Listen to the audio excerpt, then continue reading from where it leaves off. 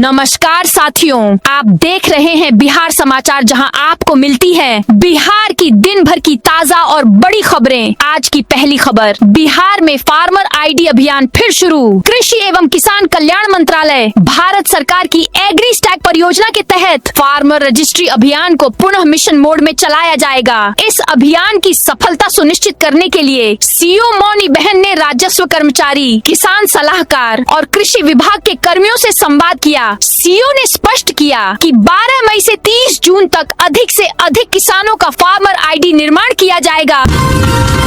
शराबबंदी के सवाल पर मुस्कुरा उठे डिप्टी सीएम। सचिवालय परिसर में शराब की खाली बोतल मिलने के मामले पर पूछे गए सवाल पर उप मुख्यमंत्री विजय चौधरी मंगलवार को पत्रकारों पर नाराज हो गए। जदयू प्रदेश कार्यालय में आयोजित प्रेस कॉन्फ्रेंस के दौरान उन्होंने मीडिया से कहा कि शराबबंदी कानून शब्द का इस्तेमाल गलत तरीके से किया जाता है। फिर से बिहार का मौसम बदला है। सुबह सुपौल में बारिश हुई, दोपहर होते होते लखीसराय और बेगूसराय में तेज हवा के साथ बारिश शुरू हो गई। वहीं खगड़िया, कटिहार, नालंदा में सुबह से बादल हैं। मौसम विभाग ने आज बिहार के सभी जिलों में बारिश की संभावना जताई है। प्रदेश में अगले 7 दिनों तक मौसम का मिजाज बदला रहेगा। मौसम विभाग के अनुसार बिहार में अब तक सामान्य से 193% अधिक बारिश दर्ज की गई है। पिछले 24 घंटों में कैमूर 40 डिग्री के साथ सबसे गर्म रहा। वहीं बक्सर समेत 5 जिलों का तापमान 35 डिग्री से ऊपर दर्ज किया गया।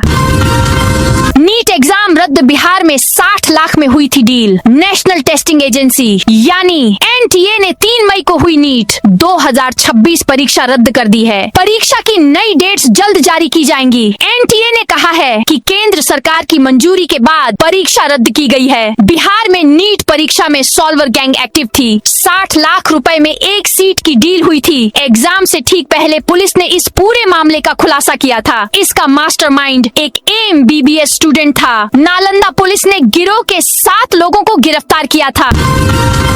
दहेज और दूसरी शादी पर बिहार डीजीपी का कड़ा रुख। बिहार के पुलिस महानिदेशक विनय कुमार ने पुलिस कर्मियों में बढ़ते दहेज प्रथा, महिलाओं के खिलाफ अपराध और अनुशासनहीनता पर कड़ा रुख अपनाया। कहा कि शादी के बाद नौकरी मिलने पर दूसरी शादी करने वाले दारोगा या किसी भी सरकारी अधिकारी को सेवा में बने रहने का कोई अधिकार नहीं है। वे मंगलवार को पटना स्थित बिहार पुलिस मुख्यालय के सरदार पटेल भवन में आयोजित जेंडर बेस्ड वायलेंस पर एक दिवसीय कार्यशाला को संबोधित कर रहे थे। दारोंदा पुलिस ने भीखाबांध नहर के पास से 5 बदमाशों को दबोचा। दारोंदा थाना पुलिस ने 11 मई की शाम भीखाबांध नहर के समीप छापेमारी कर आपराधिक घटना की योजना बना रहे 5 बदमाशों को गिरफ्तार कर लिया। कार्रवाई के दौरान 1 पिस्तौल, 2 कारतूस, 3 मोबाइल फोन के साथ एक मोटरसाइकिल एवं एक कार भी बरामद की गई, जबकि 2 बदमाश पुलिस को चकमा देकर फरार हो गए। ऑनलाइन दवा बिक्री के विरोध में 20 मई को पटना में बंद रहेंगी दुकानें। ऑनलाइन दवाइयों की बिक्री और नई दवा नीति के विरोध में बिहार समेत देश भर के केमिस्ट संगठनों ने 20 मई को एक दिन की हड़ताल का ऐलान किया है। इस दौरान थोक और खुदरा दोनों प्रकार की दवा दुकानें बंद रहेंगी। हड़ताल के कारण मरीजों और आम लोगों को दवाइयां खरीदने में परेशानी का सामना करना पड़ सकता है। Bihar chemist and druggist association और Patna chemist and druggist association के पदाधिकारियों ने कहा कि ऑनलाइन दवा बिक्री से पारंपरिक दवा कारोबार प्रभावित हो रहा है। पटना विश्वविद्यालय में अब YouTube पर मिलेगा प्रोफेसर्स का लेक्चर। पटना विश्वविद्यालय के डिजिटल स्टूडियो में शिक्षकों का लेक्चर रिकॉर्ड होना शुरू हो गया है। नए सत्र में नामांकित यूजी और पीजी के विद्यार्थियों को इसका लाभ जुलाई से मिलना शुरू हो जाएगा। डिजिटल स्टूडियो के प्रभारी प्रोफेसर अतुल आदित्य पांडेय ने बताया कि यूजी और पीजी में संचालित सभी पाठ्यक्रमों का लेक्चर सिलेबस के अनुसार तैयार कराई जा रही है।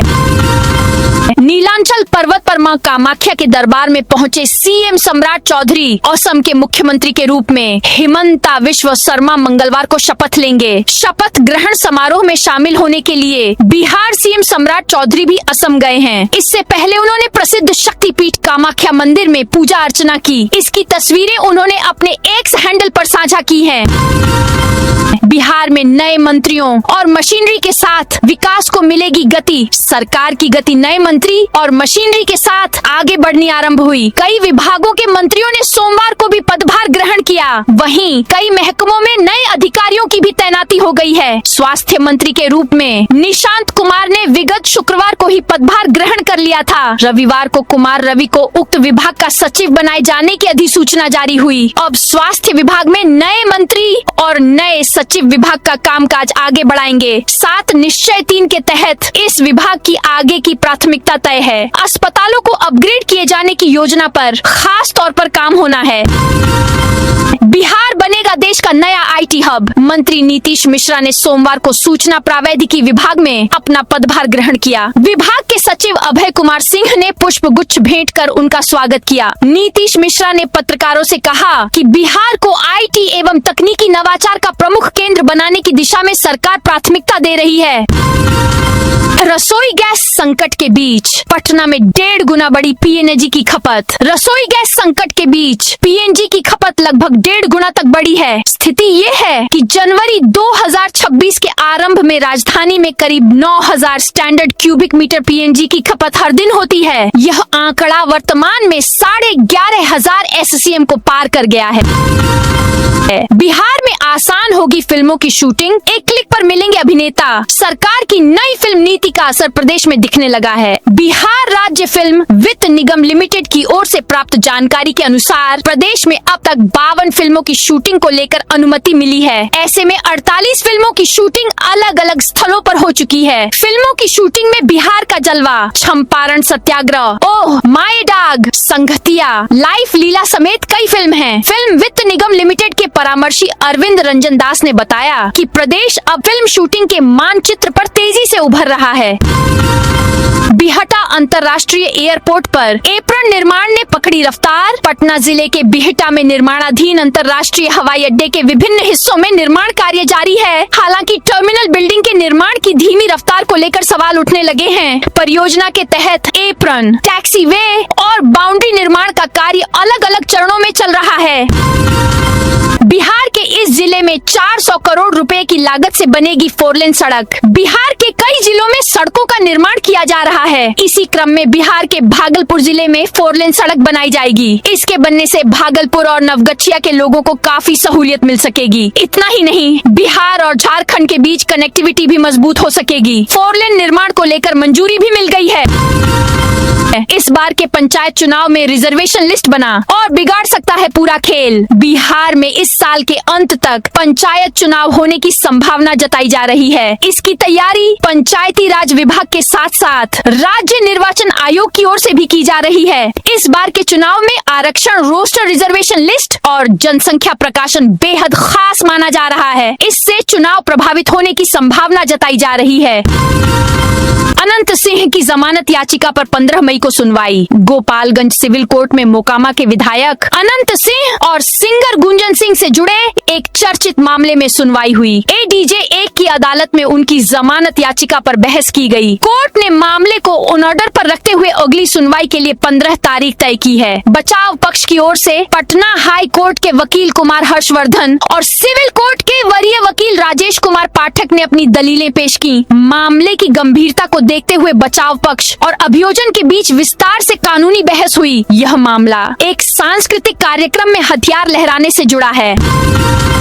भोजपुर बक्सर एमएलसी उपचुनाव के लिए वोटिंग, आरा में हंगामा। भोजपुर बक्सर एमएलसी उपचुनाव के लिए वोटिंग जारी है। वोटिंग के दौरान आरा सदर प्रखंड कार्यालय स्थित मतदान केंद्र के बाहर जमकर हंगामा हुआ। राजद प्रत्याशी सोनू कुमार ने गेट पर तैनात मजिस्ट्रेट पर एनडीए प्रत्याशी के पक्ष में मतदान कराने का आरोप लगाया। आरोप के बाद प्रत्याशी, उनके समर्थकों और मजिस्ट्रेट के बीच तीखी नोकझोंक शुरू हो गई।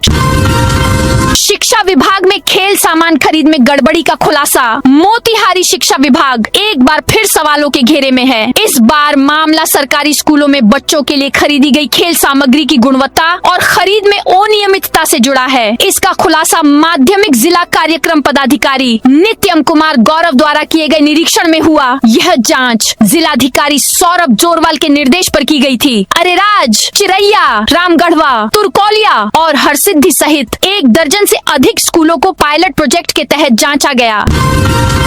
बांकीपुर बस स्टैंड को तोड़कर बनेगा 5 स्टार होटल। पटना का बांकीपुर बस स्टैंड अब इतिहास बनने जा रहा है। यात्रियों की भीड़ और बसों की आवाजाही से गुलजार रहने वाला यह परिसर अब एक नई कहानी लिखने जा रहा है। गांधी मैदान के कारगिल चौक के पास स्थित 67 साल पुराने इस बस डिपो को तोड़कर एक 5 स्टार होटल का निर्माण किया जाएगा। 1 महीने के अंदर इस परिसर को खाली करने की तैयारी है। गैंगरेप पीड़िता से भी पैसे मांग लेते हैं पुलिस वाले। प्रदेश की पुलिस गैंगरेप पीड़िता से भी पैसे मांग लेती है। ऐसे पुलिस वालों को डूबकर मर जाना चाहिए। बिहार के डीजीपी विनय कुमार ने मंगलवार को पुलिस मुख्यालय ऑडिटोरियम में आयोजित जेंडर बेस्ड वायलेंस पर 1 दिवसीय कार्यशाला में यह बात कही। कार्यक्रम के दौरान उन्होंने दैनिक भास्कर में प्रकाशित उस खबर का जिक्र किया जिसमें मोतिहारी की एक महिला पुलिस अधिकारी पर गैंगरेप पीड़िता से मेडिकल जाँच कराने के नाम पर 9,000 रुपए मांगने का आरोप लगा था। डीजीपी ने कहा कि संबंधित महिला SHO ने पीड़िता के परिजनों से किराए पर गाड़ी भी ली थी और उसी गाड़ी से 4 दिनों तक इधर उधर घूमती रही। उन्होंने नाराजगी जताते हुए कहा, पुलिस की वर्दी लोगों की मदद करने के लिए होती है।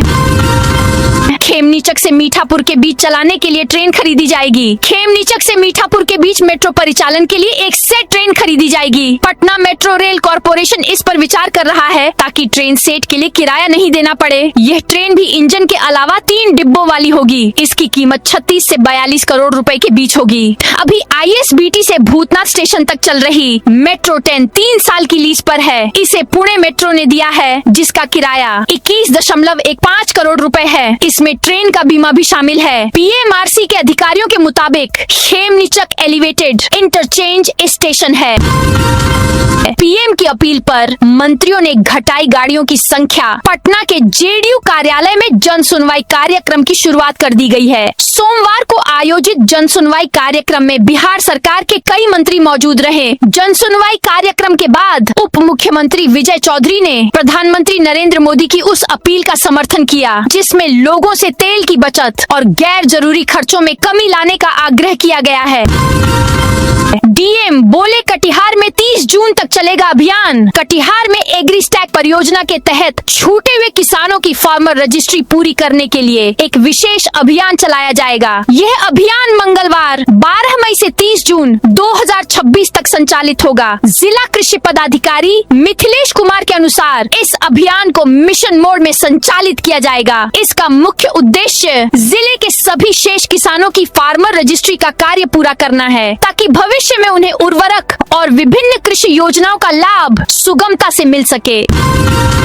30 दिनों के भीतर लोगों को मिले समाधान। डीएम शिवहर के डुमरी कटसरी प्रखंड स्थित नया गांव पश्चिमी पंचायत के नया गांव बाजार में एक सहयोग शिविर का आयोजन किया गया। जिलाधिकारी प्रतिभा रानी और पुलिस अधीक्षक शुभांक मिश्रा ने इस शिविर का निरीक्षण किया। इस अवसर पर जिलाधिकारी प्रतिभा रानी ने लोगों से अपनी समस्याओं से संबंधित आवेदन जमा करने की अपील की। उन्होंने आश्वासन दिया कि प्राप्त आवेदनों के आधार पर समस्याओं का समाधान 30 दिनों के भीतर करने का प्रयास किया जाएगा। जहानाबाद डीएम में फार्मर रजिस्ट्री अभियान की समीक्षा की। जहानाबाद की जिलाधिकारी अलंकृता पांडेय ने एग्रीस्टैक परियोजना के तहत संचालित फार्मर रजिस्ट्री अभियान की समीक्षा की। उन्होंने अधिकारियों को 20 जून तक जिले की सभी 88 पंचायतों में फार्मर रजिस्ट्री और फार्मर आईडी निर्माण कार्य पूरा करने के सख्त निर्देश दिए। यह अभियान 12 मई से 30 जून 2026 तक चलेगा। पुलिस ने हथियारों की फॉरेंसिक बैलिस्टिक जांच का लिया फैसला। गोपालगंज के मीरगंज थाना क्षेत्र के सेमराव में एक कार्यक्रम के दौरान सोशल मीडिया पर वायरल हुए हथियार प्रदर्शन के वीडियो ने सियासी और प्रशासनिक गलियारों में हलचल मचा दी है। मोकामा के विधायक अनंत सिंह सहित 9 लोगों के खिलाफ प्राथमिकी दर्ज होने के बाद पुलिस ने जाँच तेज कर दी है। अल्ट्राटेक सीमेंट फैक्ट्री के लिए मिट्टी परीक्षण शुरू। बांका के कटोरिया प्रखंड में अल्ट्राटेक सीमेंट फैक्ट्री की स्थापना की प्रक्रिया तेज हो गई है। मनिया पंचायत के मोदी टोला के पास प्रस्तावित इस परियोजना के लिए कंपनी ने मिट्टी परीक्षण का कार्य शुरू कर दिया है। ये क्षेत्रवासियों के लिए लंबे समय से प्रतीक्षित औद्योगिक विकास की उम्मीद जगा रहा है। राज्य सरकार ने बीते वर्ष अल्ट्राटेक कंपनी को लगभग 200 एकड़ भूमि हस्तांतरित की थी। इसके बाद कंपनी ने प्रारंभिक सर्वेक्षण कार्य पूरा किया। पिछले 3 दिनों से संबंधित संबंधित भूखंड पर मिट्टी जांच की प्रक्रिया जारी है। कंपनी के कर्मचारी विभिन्न स्थानों पर 20 से 30 फीट तक बोरिंग कर मिट्टी के नमूने एकत्र कर रहे हैं, जिन्हें जांच के लिए प्रयोगशाला भेजा जाएगा।